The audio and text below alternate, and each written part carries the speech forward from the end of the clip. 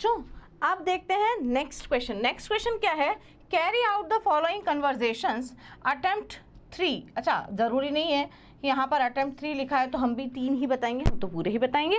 कौन कौन से कन्वर्जेशंस हैं? ब्यूटेन 2 ऑन को 3 मिथाइल पेंटेन 3 ऑल में कन्वर्ट करना है।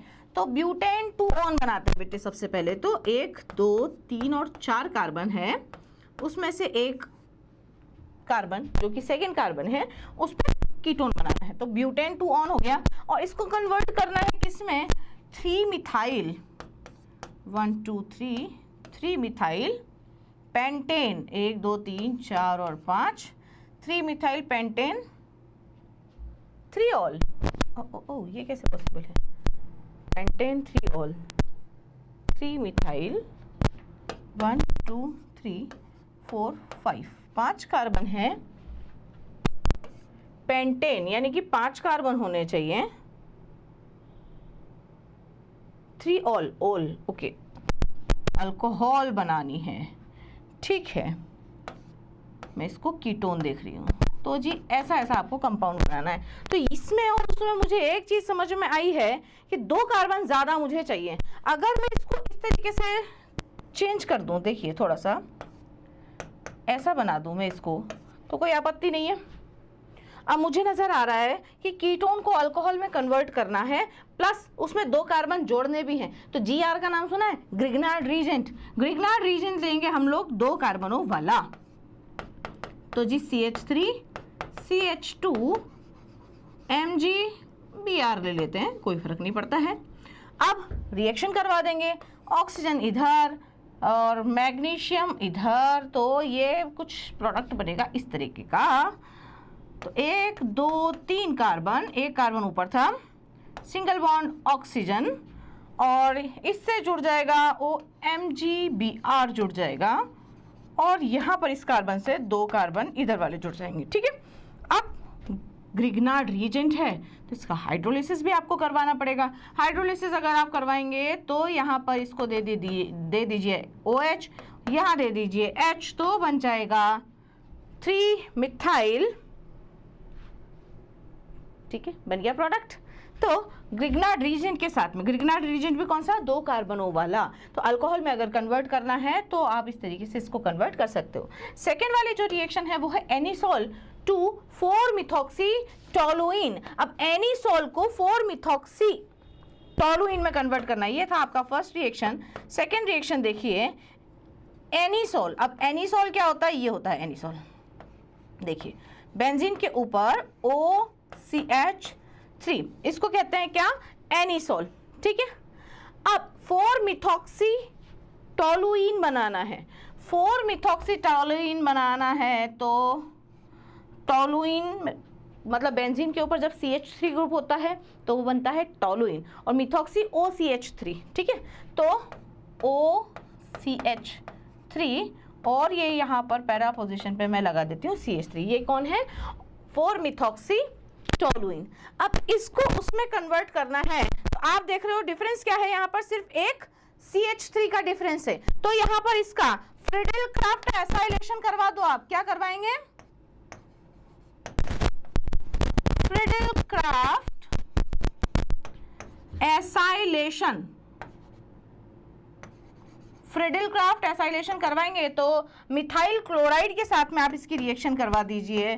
तो मिथाइल क्लोराइड जो है वो यहाँ पर ऐसे एसाइलेशन करवाएंगे और आपको एनहाइड्रस AlCl3 की प्रेजेंस में एनहाइड्रस AlCl3 की प्रेजेंस में यहाँ पर रिएक्शन करने के बाद में आपको प्रोडक्ट मिलेगा ऑर्थो और पैरा डायरेक्टिंग, ठीक है। एक तो वो रहा OCH3 में यहाँ लिख देती हूँ, एक CH3 यहाँ लगा देती हूँ। तो ऑर्थो पैरा डायरेक्टिंग यहाँ पर ग्रुप आपको फॉर्म होगा फ्रिडल क्राफ्ट एसाइलेशन से, ठीक है। नेक्स्ट है फिनोल को बेंजीन में कन्वर्ट करना है। बहुत सिंपल है। फिनोल को अगर आपने बेंजीन में कन्वर्ट करना है तो थर्ड रिएक्शन जो है वो इस तरह की है। फिनोल में OH ग्रुप होता है, इसको आपको कन्वर्ट करना है बेंजीन में। बताओ क्या गया? बेंजीन में जाने के बाद में यहाँ से निकला ऑक्सीजन, और ऑक्सीजन कौन निकालता है? अपनी जिंक दुष्ट। ठीक है। जिंक के साथ में अगर आप इसकी रिएक्शन करवाएंगे तो जिंक क्या काम करेगा, यहाँ से ZnO की फॉर्म में इस ऑक्सीजन को हटा देगा और बेंजीन जो है बना देगा। और फोर्थ जो था, फोर्थ क्या था आपका, क्लोरोइथेन को इथॉक्सी इथेन में, क्लोरोइथेन इथॉक्सी इथेन में कन्वर्ट करवाना है। तो क्लोरोइथेन को इथॉक्सी इथेन में कन्वर्ट करवाना है तो एक रिएक्शन है, देखना, क्लोरोइथेन CH3 CH2Cl। मैं यहाँ पर रिएक्शन लिख रही हूँ, आप मुझे कमेंट में उसका नाम बताइएगा, ठीक है। NaO क्लोरो क्या बनाया, इथॉक्सी इथेन, दोनों तरफ इथेन, ओके। इधर भी CH2 CH3। बोलिए रिएक्शन का नाम आ रहा है क्या, फटाक से बताइए, जल्दी से कमेंट करके मुझे बताइएगा इसका नाम क्या है रिएक्शन का। NaCl यहाँ से भाग जाएगा और आपको इथॉक्सी इथेन यहाँ से दे देगा। वेरी गुड, ठीक है, बहुत सिंपल सी। और नेम रिएक्शन बेस्ड यहाँ से क्वेश्चंस आते हैं, तो नेम रिएक्शंस को प्लीज थोड़ा सा ध्यान से देखिएगा। नेक्स्ट हम चलते हैं बच्चों, answer the following questions. Are the enthalpies of atomization of zinc and copper matched correctly? अब देखो जिंक और कॉपर देख करके आपको लग रहा होगा कि ये जो क्वेश्चन है D एंड F ब्लॉक से है, ठीक है। अब एलिमेंट जो है जिंक और कॉपर, उसकी एंथैल्पी ऑफ एटमाइजेशन दे रखी 339 और 130, ठीक है। Are the enthalpies of atomization of copper and zinc matched correctly? नहीं, ये मैच्ड करेक्टली नहीं है। जिंक, अरे यार, एंथैल्पी ऑफ एटमाइजेशन, एटमाइजेशन की एंथैल्पी का मतलब क्या होता है, जिसको स्टेबल एटम में कन्वर्ट करने के लिए एनर्जी जितनी ज़्यादा निकल रही है या जितनी ज़्यादा एनर्जी की ज़रूरत है, वही एंथैल्पी ऑफ एटमाइजेशन कहलाती है। आप जिंक को देखो, है ना, जिंक का जो इलेक्ट्रॉनिक कन्फिग्रेशन होता है, मैंने कहा था इनऑर्गेनिक की कोई भी प्रॉब्लम अगर आप लोगों को सॉल्व करनी है तो इनऑर्गेनिक की हर एक प्रॉब्लम का एक ही समाधान है, क्या, इलेक्ट्रॉनिक कन्फिग्रेशन। जिंक का जो इलेक्ट्रॉनिक कन्फिग्रेशन होता है वो क्या होता है, outer configuration, it is 3d10 4s2।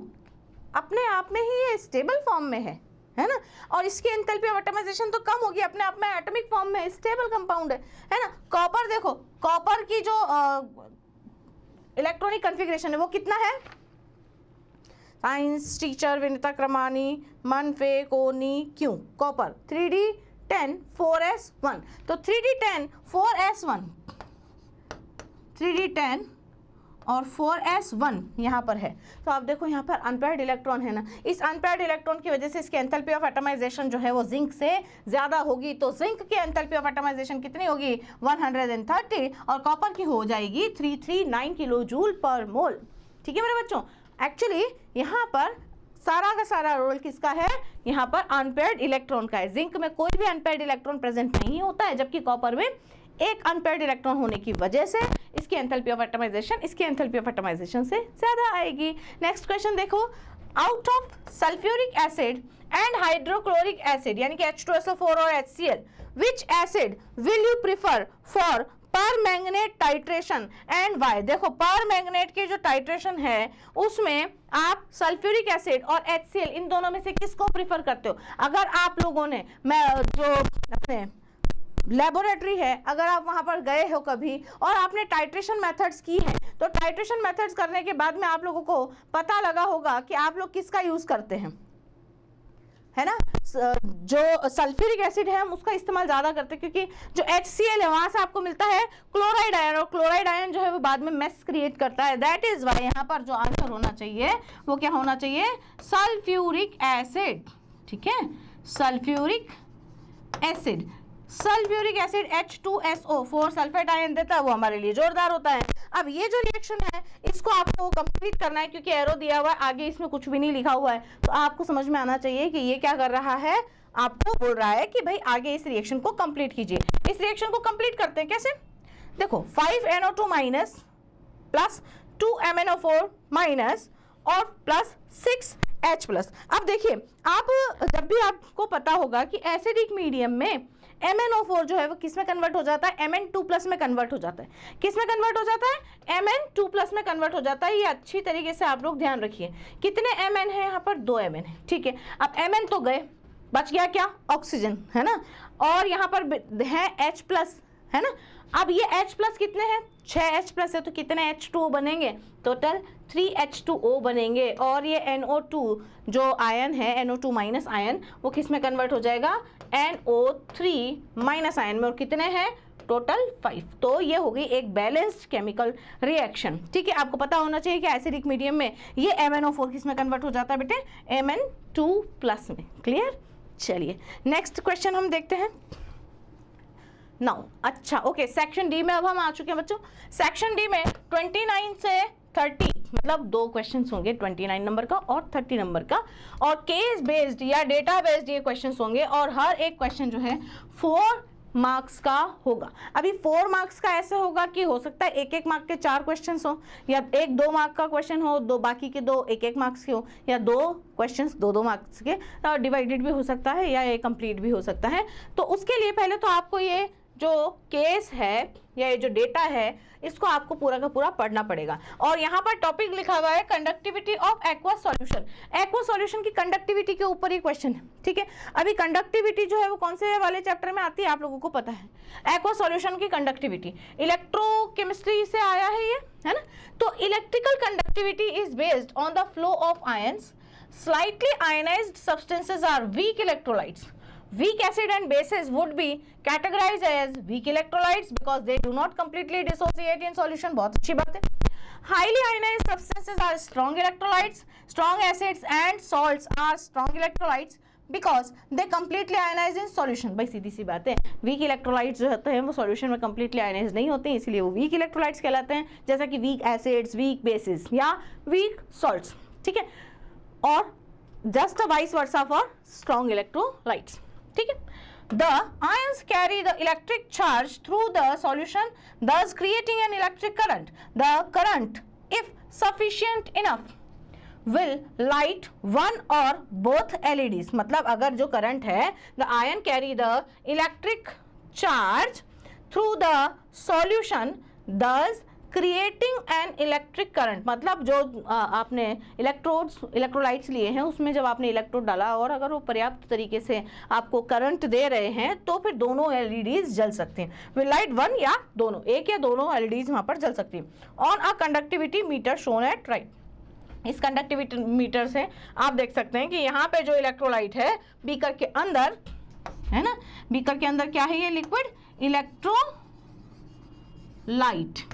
ठीक है, इस इलेक्ट्रोलाइट में अगर पर्याप्त चार्ज हुआ तो इस कॉपर इलेक्ट्रोड के थ्रू लगा हुआ ये जो चिप है इसमें एक रेड और एक ग्रीन लाइट आपको जलती हुई नजर आ रही है। अगर पर्याप्त करंट होगा तो दोनों लाइटें जल जाएगी, या दोनों में से कोई एक लाइट भी जल सकती है, और करंट प्रवाहित नहीं हो पा रहा है या करंट जो है वो उसमें सफिशिएंट अमाउंट में नहीं है तो फिर ये नहीं भी जलेंगे। ठीक है, now the meter has a 9 volt battery. अब इस मीटर में पीछे की तरफ यहाँ पर बैटरी आपको नजर आ रही होगी जो कि कितने वोल्ट्स की है, 9 वोल्ट्स की। इसका मतलब इलेक्ट्रोलाइट्स को यहाँ पर कितने वोल्ट का करंट लगभग कैरी करना पड़ेगा, कम से कम 9 वोल्ट्स का तो करना ही पड़ेगा।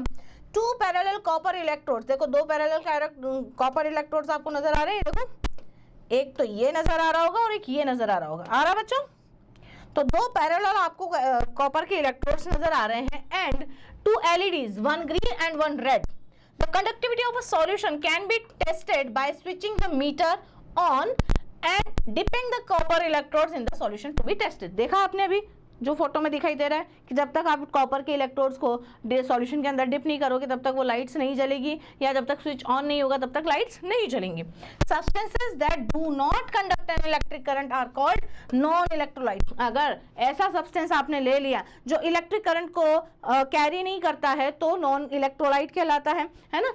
अब non electrolytes do not ionize, ionize भी नहीं होते हैं। They do not contain movable ion, ना ही ये अपने अंदर से आयंस को मूव करना अलाउ करते हैं। तो the LEDs of a conductimeter will not light because there is no ions to carry the electric current, यानी कि यहाँ पर कोई इलेक्ट्रिसिटी जनरेट नहीं होगी और एलईडीज भी जो है वो नहीं जलेंगी। Now the table given below is a guide to the possible conductivity measurement. Okay, अब यहाँ पर एक टेबल दी हुई है, उस टेबल को हम यहाँ देखते हैं। देखिए रेड एलईडी जो है वो ऑफ है, इसका मतलब नॉन इलेक्ट्रोलाइट है ना, नॉन इलेक्ट्रोलाइट है। और यहाँ ग्रीन एलईडी है, ये भी ऑफ है। इसका मतलब यहाँ पर जो आपका सॉल्यूशन है वो कैसा है, नॉन इलेक्ट्रोलाइट का सॉल्यूशन यहाँ पर दिया हुआ है, यानी कि आपका जो कंडक्टिविटी में जो इलेक्ट्रोलाइट है वो कैसा है, नॉन इलेक्ट्रोलाइट। ठीक है, रेड वाली एलईडी अगर डिम है, डिम से मतलब है कि वो बहुत धीरे धीरे जल रही है, तो इलेक्ट्रोलाइट आपका कैसा होगा बच्चे, वीक इलेक्ट्रोलाइट होगा। ठीक है, और इधर ग्रीन एलईडी तो ऑफ है, इसका मतलब इसके अकॉर्डिंग देखा जाए तो यहाँ पर ये नॉन इलेक्ट्रोलाइट की तरह बिहेव करेगा, यानी कि कंडक्टिविटी कैसी है इसकी, लो। ठीक है, मीडियम, अगर रेड एलईडी जो है वो मीडियम लाइट के साथ में जल रही है, मीडियम लाइट के साथ में जल रही है और ग्रीन एलईडी बिल्कुल ऑफ है, तो इसको आप बोलेंगे नॉन इलेक्ट्रोलाइट यहाँ पर है। और यहाँ पर ये मीडियम लाइट जल रही है तो इसका मतलब ये वीक इलेक्ट्रोलाइट है ना, इसीलिए मीडियम यानी कि वीक और नॉन इलेक्ट्रोलाइट का अगर मिक्सचर आप बनाते हो तो वीक इलेक्ट्रोलाइट बनता है, जिसकी वजह से सिर्फ रेड एलईडी जल पा रही है। नाउ रेड एलईडी अगर ब्राइट लाइट के साथ जल रही है, इसका मतलब यहाँ पर जो इलेक्ट्रोलाइट है वो कैसा है, स्ट्रांग है बच्चों। बट ग्रीन लाइट कैसी है, डिम। तो ग्रीन लाइट के बिहाफ पे हम देखेंगे तो ये कैसा है, डिम है ना, तो ये वीक इलेक्ट्रोलाइट है। ठीक है, अभी वीक इलेक्ट्रोलाइट्स कैसे बनते हैं, या वीक जो सॉल्ट्स होते हैं, देखो strong acid, strong base and strong salts are the examples of strong electrolytes. But example of weak acid, weak base and weak salts. अब वीक सॉल्ट्स में आपको पता है ना, एसिड और बेस दोनों को मिलाकर के सॉल्ट बनता है, तो वीक एसिड वीक बेस को मिलाकर के वीक सॉल्ट बनेगा, या दोनों एसिड या बेस में से दोनों भी कोई एक वीक होगा, मतलब वीक जो सॉल्ट बनेगा वो मैं बता देती हूँ आपको, वीक सॉल्ट कैसे बनता है। वीक सॉल्ट कैसे बनता है, वीक एसिड और वीक बेस को मिलाने के बाद में, ऐसे ही वीक एसिड या स्ट्रॉन्ग बेस भी अगर आप मिलाओगे तो दोनों में से एसिड तो वीक है ना, तो वीक बनेगा। ठीक है, नाउ स्ट्रॉन्ग एसिड और वीक बेस को भी अगर आप मिला के सॉल्ट बनाते हो तो भी आपको कैसा मिलता है, वीक सॉल्ट मिलता है। वाइल अगर मुझे यहाँ पर स्ट्रॉन्ग इलेक्ट्रोलाइट देखना हो, स्ट्रॉन्ग इलेक्ट्रोलाइट देखना हो तो स्ट्रॉन्ग सॉल्ट का एग्जाम्पल भी यहाँ पर देखना पड़ेगा, क्योंकि स्ट्रॉन्ग एसिड स्ट्रॉन्ग बेस सभी को पता होता है। स्ट्रॉन्ग सॉल्ट कब बनता है, जब स्ट्रॉन्ग एसिड हो और स्ट्रॉन्ग ही बेस हो, दोनों स्ट्रॉन्ग होने चाहिए। तो इस वाली कंडीशन से बनने वाला जो सॉल्ट होता है वो स्ट्रॉन्ग सॉल्ट होता है, बाकी सारी कंडीशन से जो भी सॉल्ट बनते हैं वो वीक सॉल्ट होते हैं। तो स्ट्रॉन्ग, मान लीजिए ये एसिड है, बेस है, कुछ भी है, तो एक स्ट्रॉन्ग है एक वीक है, तो क्या बनेगा, वीक इलेक्ट्रोलाइट बनेगा। ठीक है, तो कंडक्टिविटी जो है किसकी वजह से है, वीक इलेक्ट्रोलाइट्स की वजह से, है ना। यहाँ पर मैं इलेक्ट्रोलाइट्स के लिए लिख देती हूँ, है ना। यहाँ पर इलेक्ट्रोलाइट कैसा है, इलेक्ट्रोलाइट है ही नहीं। ठीक है, यहाँ पर एक वीक है एक नॉन इलेक्ट्रोलाइट है, तो ये भी कैसा है, वीक इलेक्ट्रोलाइट है। ठीक है, वीक इलेक्ट्रोलाइट, ये वीक ये नॉन, तो ये भी कैसा, वीक इलेक्ट्रोलाइट। और ये स्ट्रॉन्ग ये वीक, तो भी कैसा, वीक इलेक्ट्रोलाइट। अब यहाँ पर देखिए वेरी ब्राइट एंड मीडियम, है ना। वेरी ब्राइट मतलब स्ट्रॉन्ग और मीडियम, क्योंकि यहाँ से यहाँ तक आप देखते आ रहे हो पूरे में सबसे ज्यादा जो है ये मीडियम वाला ही है, तो ये में भी थोड़ा सा स्ट्रॉन्ग है ना, थोड़ा कम स्ट्रॉन्ग बट स्ट्रॉन्ग, क्योंकि यहाँ पर कंडक्टिविटी कैसी है, वेरी हाई, तो आप इसको कैसा मानेंगे, स्ट्रॉन्ग इलेक्ट्रोलाइट का एग्जाम्पल मान सकते हैं। ठीक है, अब करना क्या है हमें, क्वेश्चन से based on the information provided above answers the following question, answer the following question. अब पहला क्वेश्चन देखिए, is it possible to identify whether the given solution is 1m NaOH and 1m HCl using the conductivity meter?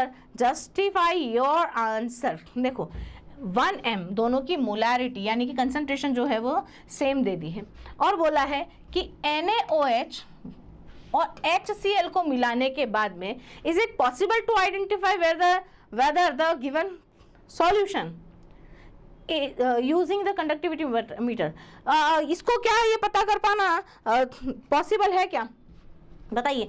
NaOH क्या है, एक strong acid है, या sorry NaOH क्या है, एक बेस है ना, और ये बेस कैसा है, NaOH और KOH are the examples of strong bases. तो NaOH एक स्ट्रॉन्ग बेस है, ये एक स्ट्रॉन्ग बेस है, और HCl भी कैसा है, एक स्ट्रॉन्ग एसिड है। तो स्ट्रॉन्ग एसिड और स्ट्रॉन्ग बेस मिलकर के आपकी जो कंडक्टिविटी है, इसको यहाँ पर जो सॉल्यूशन है, it is not possible to identify, है ना। कंडक्टिविटी मीटर में अगर आप दोनों ही स्ट्रॉन्ग ले लेते हो तो इसको पॉसिबल ही नहीं है, जस्ट इस सॉल्यूशन से, मतलब स्ट्रॉन्ग एसिड और स्ट्रॉन्ग बेस, और दोनों की कंसंट्रेशन कैसी है 1, तो it is not possible to identify, ठीक है, इन दोनों सॉल्यूशंस के द्वारा जो कंडक्टीमीटर में जो कंडक्टेंस आई है इसको फाइंड कर पाना मुश्किल है, क्योंकि दोनों कैसे हैं, स्ट्रॉन्ग है, तो इट इज़ नॉट पॉसिबल, ठीक है, इट इज़ नॉट पॉसिबल, ठीक।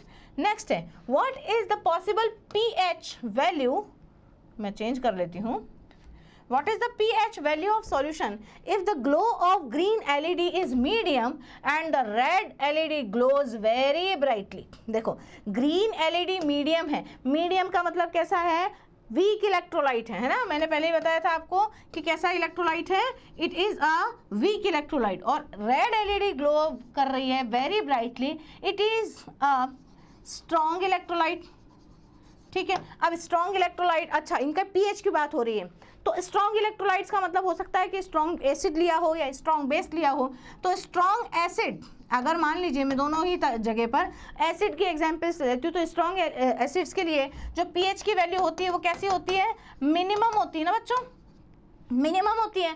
और ग्रीन लाइट जो कि एक वीक इलेक्ट्रोलाइट का एग्जाम्पल है, तो इसका मतलब वीक एसिड लिया हुआ होगा, है ना, और वीक एसिड के लिए अगर हम पीएच की बात करें तो पीएच की वैल्यू जो है वो मैक्सिमम होनी चाहिए, है ना, 1 से लेके 14 तक इसकी वैल्यूज होती हैं। अगर बेस भी लेना चाहते हो तो स्ट्रॉन्ग बेस के लिए जो पीएच की वैल्यू है वो मैक्सिमम होती है, और वीक बेस के लिए पीएच की वैल्यू मिनिमम होती है ना, 1 से लेके 14 तक की आपको वैल्यूज होनी चाहिए। तो यहाँ पर ये बोल रहा है कि इसमें से पीएच की वैल्यूज कौन सी पॉसिबल होगी, glow of green LED medium के लिए पीएच मैक्सिमम होगा, मैक्सिमम मतलब 13, ठीक है, और ग्लोज वेरी ब्राइटली के लिए स्ट्रॉन्ग, स्ट्रॉन्ग का मतलब है कि 1, तो 1 और 2 जो है 1 2 1, अच्छा 2 1 का एग्जाम्पल नहीं दिया हुआ है, ऑप्शन में ही नहीं है, तो first one is the answer, ठीक है। अगर यहाँ पर लिखा हुआ होता एक शब्द साइमल्टेनियसली तो फिर ये सेकेंड वाला पहले आता और फर्स्ट वाला बाद में आता, ठीक है।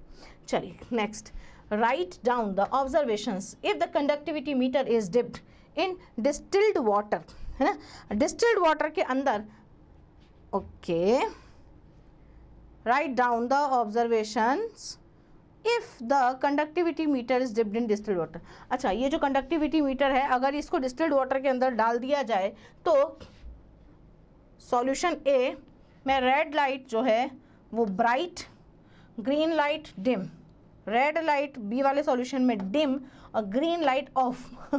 Refer to the table given below and draw the molecular conductivity versus concentration curve for solution A and B. तो देखो ये आपको मोलर कंडक्टिविटी वाला कर्व जो है वो बनाने को बोल रहा है। कॉलर हाउस कर्व आप लोगों को पता होगा, कॉलर हाउस कर्व जो है स्ट्रॉन्ग इलेक्ट्रोलाइट्स और वीक इलेक्ट्रोलाइट्स दोनों पर काम करता है। यहाँ पर ये लैम्डा एम और अंडर रूट सी के बीच में यहाँ पर कर्व देखेंगे तो देखो रेड लाइट जो है वो ब्राइट, रेड एलईडी जो है वो ब्राइट लाइट यहाँ पर दे रही है, तो इसका मतलब ये कैसा है, सॉरी ये है ब्राइट लाइट देने की वजह से स्ट्रॉन्ग इलेक्ट्रोलाइट, ठीक है, तो ये हो गया स्ट्रॉन्ग। और ये डिम दे रहा है, डिम दे रहा है और ग्रीन की वजह से तो ये बिल्कुल ऑफ ही है, तो हम इसको मानेंगे कैसा, वीक इलेक्ट्रोलाइट। तो जो कॉलर हाउस अंकल थे उन अंकल ने स्ट्रॉन्ग इलेक्ट्रोलाइट्स और वीक इलेक्ट्रोलाइट्स के लिए ग्राफ बनाए थे। स्ट्रॉन्ग इलेक्ट्रोलाइट के लिए ग्राफ जो था वो कुछ इस तरीके का बनाया था कि एक्स्ट्रापोलेशन ऑफ ग्राफ की वजह से आप जो है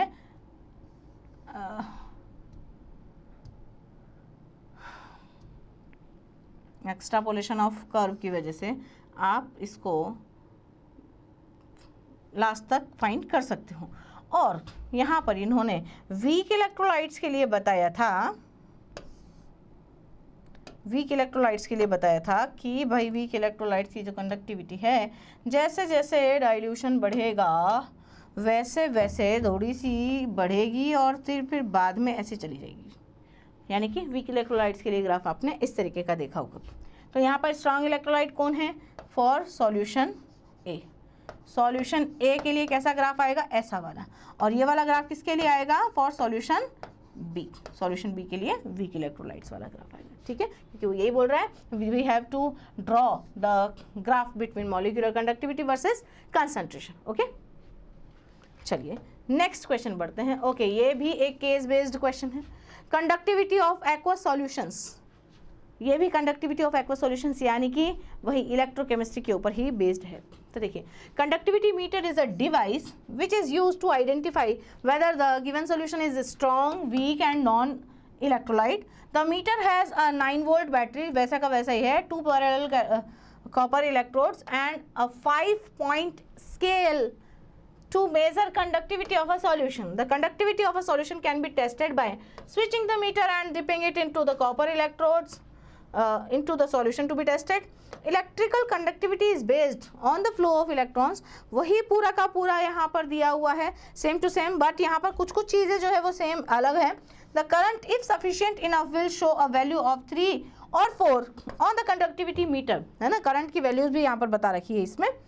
Slightly ionized substances are weak electrolytes, ये हमें पता है बहुत अच्छी तरीके से. The values of weak electrolytes are 1 और 2. यहाँ पर वैल्यूज भी दी हुई हैं, पहले वाले में वैल्यूज नहीं दी हुई थी.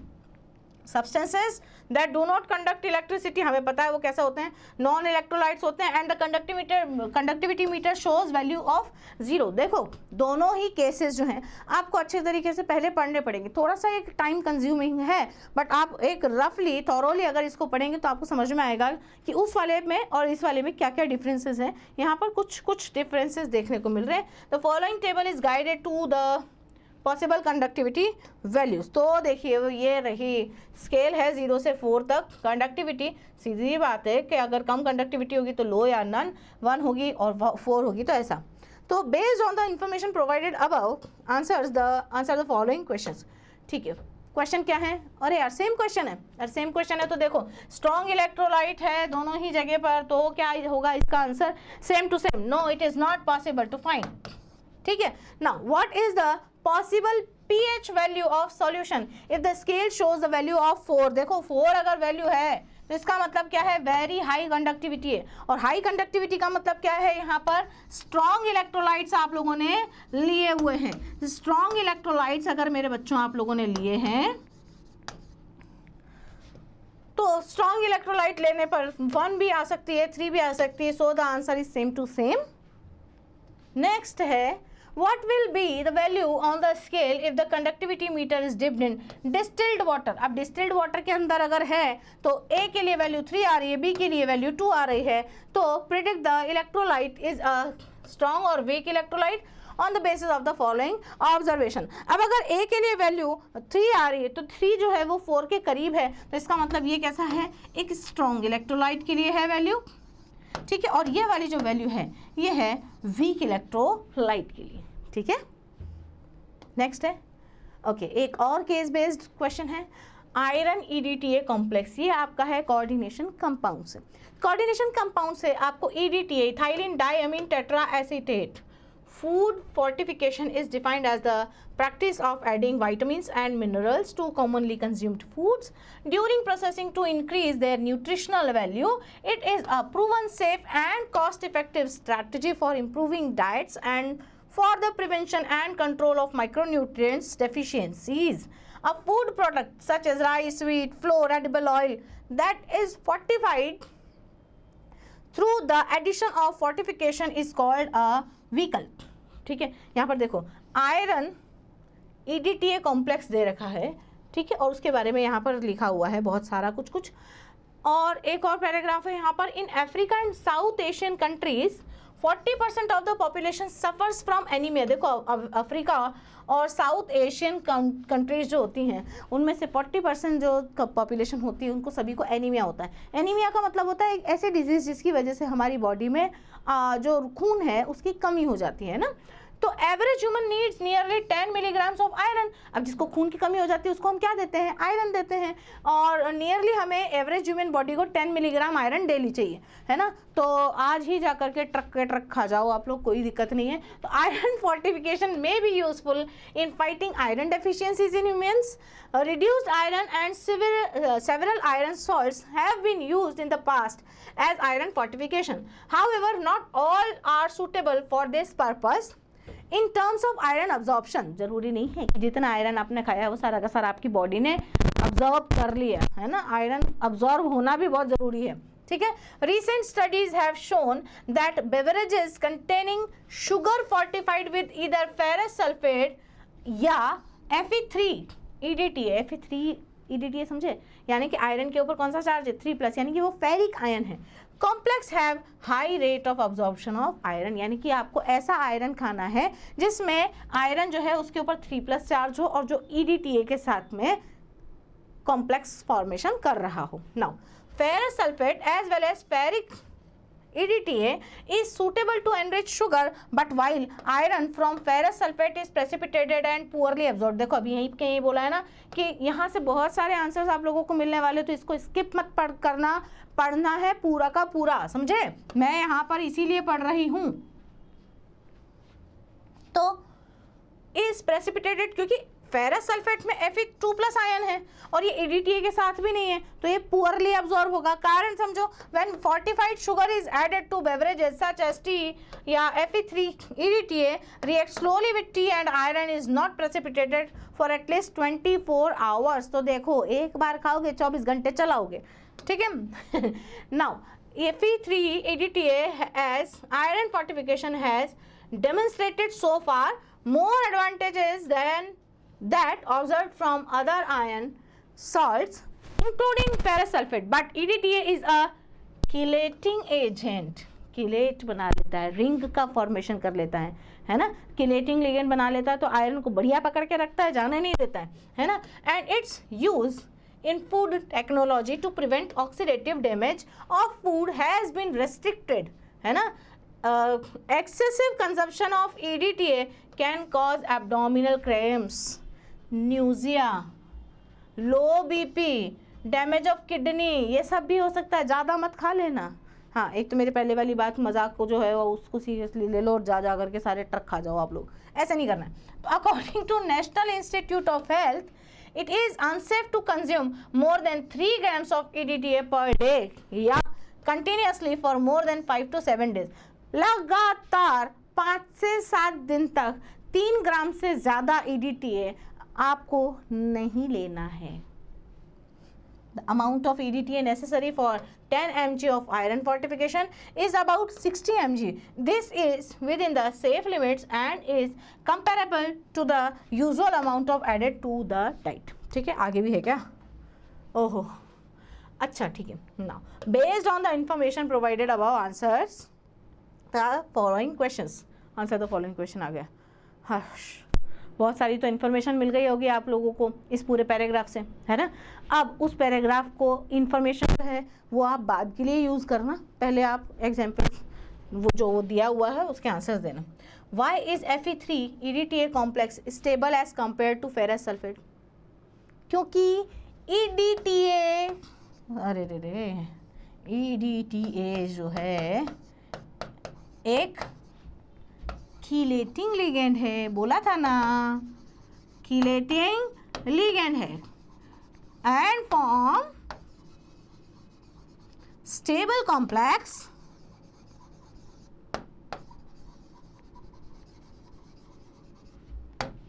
स्टेबल कॉम्प्लेक्स का फॉर्मेशन करता है, इसीलिए आयरन को ट्रैप करके रखता है। नहीं है तो नहीं, अगर आप लोगों को यकीन होता है ना तो ये देख लो, आयरन को इसने पूरा ट्रैप करके, ये EDTA है, इस आयरन के अलावा यहाँ पर जो भी दिखाई दे रहा है ना वो पूरा का पूरा एक ही कीलेटिंग लिगेंड है, तो इसने इसको बढ़िया तरीके से जाल में फंसा लिया है, जाने नहीं देगा ये इसको। ओके, तो आयरन को फंसा लेता है EDTA, ठीक है, कीलेटिंग लिगेंड होने की वजह से, तो इसीलिए ये स्टेबल है। Then what happens when hard water is titrated against Na2 EDTA? तो इसके लिए क्वेश्चन है, you are a doctor working in Somalia.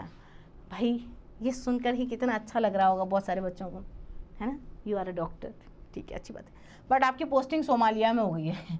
Will you recommend iron fortified food to your patients? बताइए। सोमालिया में मैं बता दूं आप लोगों को, तो अभी मैंने एक पैराग्राफ पढ़ के बताया था आप लोगों को, ये वाला African and south Asian countries, उसमें सोमालिया भी आता है ना। अभी सोमालिया वाले लोगों को क्या आप आयरन डेफिशिएंसी या आयरन फोर्टिफाइड फूड रेकमेंड करोगे अपने पेशेंट्स को? Support your answer with references from the passage. वही वाला पैसेज आप लोगों को पढ़ना है, कौन सा? ये वाला, है ना, ये वाला जब आप पूरा पढ़ोगे तो आप देखोगे कि ऐसे ह्यूमंस जिन लोगों को, है ना, इसका आंसर कैसा होगा? इसका आंसर ऐसा होगा, yes I recommend my patients iron fortified food, but केवल उन्हीं को जिनको एनीमिया है ना, ओनली एनेमिक जो पेशेंट्स है ना उन्हीं को रेकमेंड करना, नॉन एनेमिक को आप मत रेकमेंड कर देना, वरना गलती हो जाएगी, गड़बड़ हो जाएगी, है ना। बताया था ना 5 से 7 दिन तक 3 मिलीग्राम से ज़्यादा नहीं लेने का। तो केवल और केवल एनेमिक पेशेंट्स जो हैं केवल उन्हीं को आप जो है